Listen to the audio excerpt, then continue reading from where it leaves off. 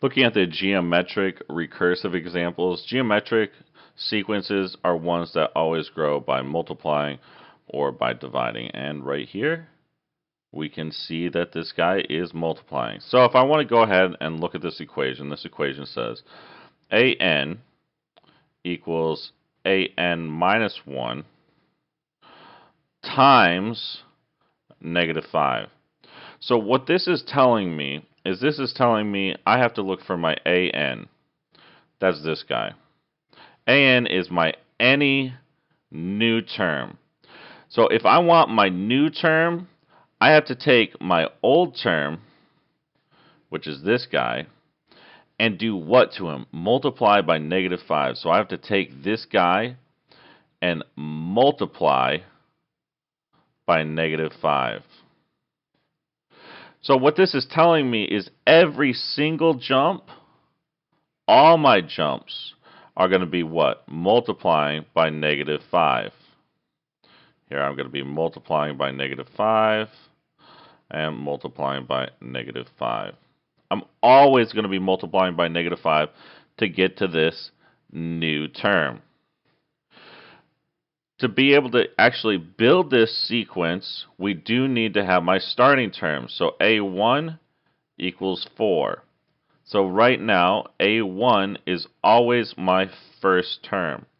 So I'm going to start with 4, and then what do I do every single time? I need to multiply by this negative 5. So let's go ahead. Multiply by negative 5, and of course that's going to become negative 20. Then again, I need to multiply by negative 5. That is going to turn into positive 100. Next, I need to multiply again, always, because this is a geometric sequence. I'm multiplying or dividing each term, and this is going to become negative 500. See how I'm oscillating between positive, negative, positive, negative? That's because this guy is always changing the sign. So now, since he's a negative times a negative, that's going to become 2,500 right over here. And of course, I can keep going as long as I want by multiplying more 5s. If you actually want to figure this out the harder way, this again is A1, A2, A3, A4, and A5. If you want to do this the hard way, this one's given to you. So I know A1.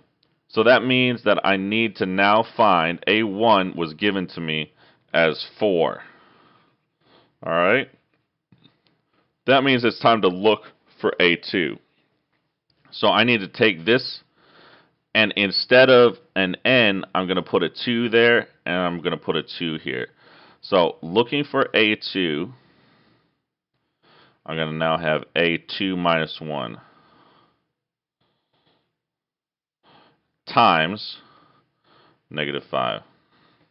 2 minus 1 is the same thing as A1 times negative 5. And A1 was given to me. A1 is 4. So I have 4 times negative 5. And I know that that is negative 20. So my second term here is going to be negative 20. Next term I'm looking for is A3. So this N is going to be replaced with a 3.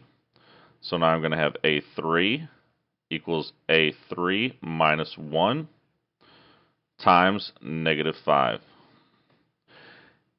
Go ahead. 3 minus 1, that's A2. All right.